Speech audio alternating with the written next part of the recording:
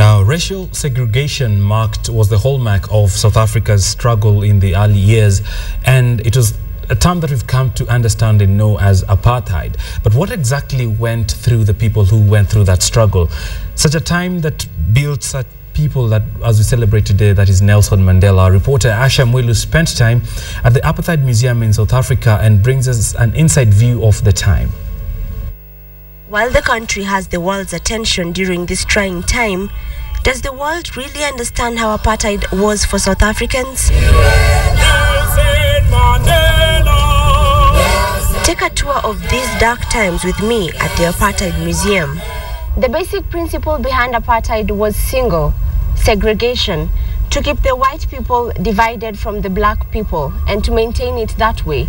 Here at the Apartheid Museum in Johannesburg, they want to give you that experience.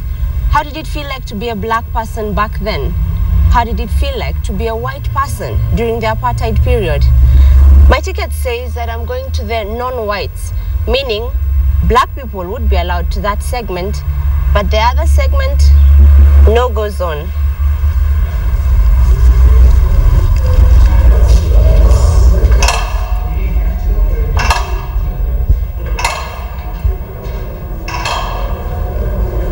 As soon as I walked into the museum, looking around at how racial segregation in South Africa was instilled, cold shivers went down my spine.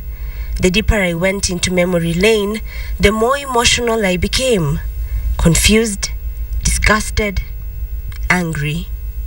And then I got to this excerpt quoted from a debate in the House of Assembly in the year 1950, and it reads, "The white man is the master in South Africa, and the white man, from the very nature of his origins, from the very nature of his birth, and from the very nature of his guardianship, will remain master in South Africa to the end." It's an annoying experience to imagine that anything like that could have been done to humanity.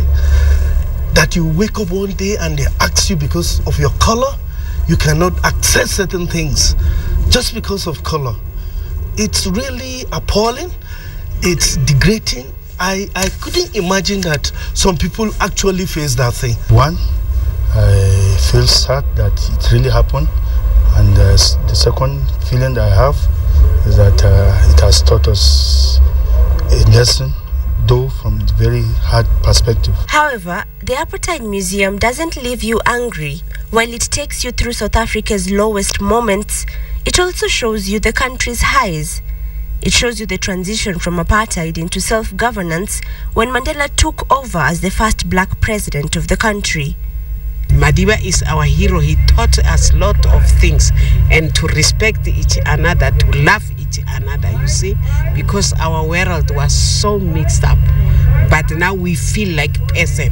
Before we didn't even walk to the pavement like this. The parks, even the playgrounds, was the whites only. The toilets, the facilities was all whites only. I remember the Africans being obliged to take the what they called in those days the Patco buses to work, which I think were government owned. After touring this museum, a lot of foreigners say they now better understand what Mandela really means to the South African people and why he is idolized across the continent.